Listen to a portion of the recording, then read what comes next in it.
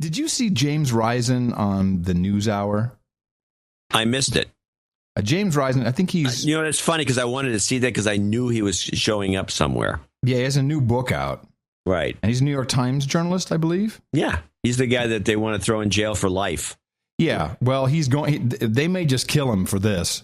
I really appreciated this little ditty that they put on PBS, no less. Next, to the author of a new book on the costs in lives and treasure of the war on terror. The war on terror, the global war on terror, has become essentially an endless war.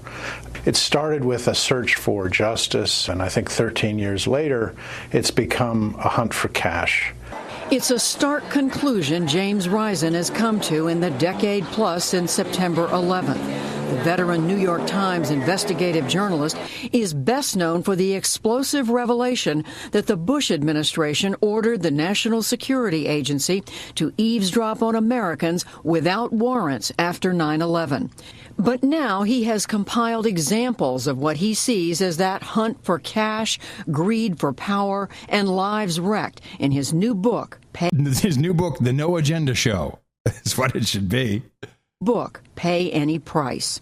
The title of the book comes from John F. Kennedy's inaugural address when he said, "Let every nation know that we shall pay any price, bear any burden, meet any hardship, support any friend, oppose any foe to assure the survival and the success of liberty."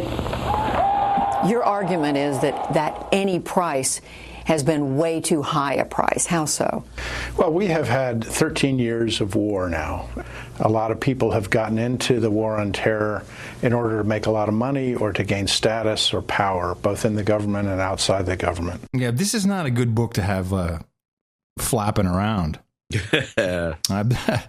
I was impressed. I'm like, okay, I'll definitely read your book. And then he brought in a term which I think is weak, but I understand why he chose it. And again, they go back and find some historical footage, which I found interesting.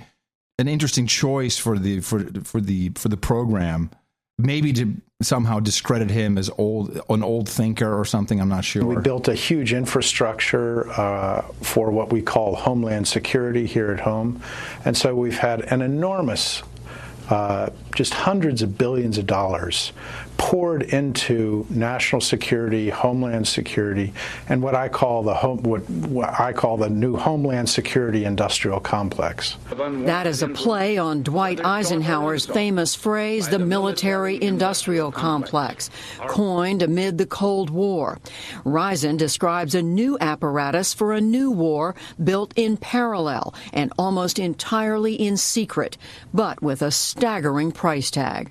There are estimates that the entire war on terror, if you count Iraq, Afghanistan, all of the other things we've done, both domestically and internationally, have cost about $4 trillion. And that is an enormous transfer of wealth into a new sector of the economy, which is security.